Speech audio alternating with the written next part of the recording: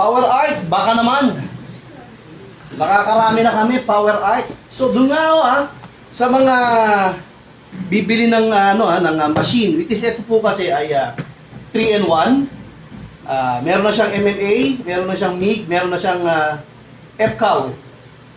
So doon nga sabi ko nga, ito medyo satisfied naman kami dito sa machine na to. Pwede sa Power Art, nakarami na rin ako ritong kuha ng machine eh. So nag-satisfied naman po lahat.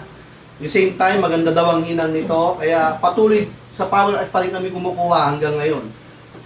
Ilang taon na kami kumukuha sa Power Art. Power Art, baka naman. Di ba? So maganda naman po talaga kasi sa Power Art. Sa price, although pricey pa din, pero paano mo naman di magiging pricey? Tignan nyo naman po sa Power Art. Di ba? Napakaganda ni Power Art.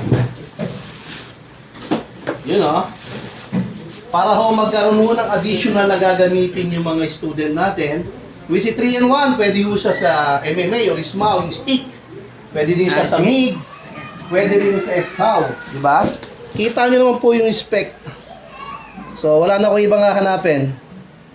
So, Power Art, maganda yan. Tignan nyo naman po, kumpletong-kumpleto. Hindi tayo mapapahiya. Talaga naman, nakakarami na ho tayo dyan.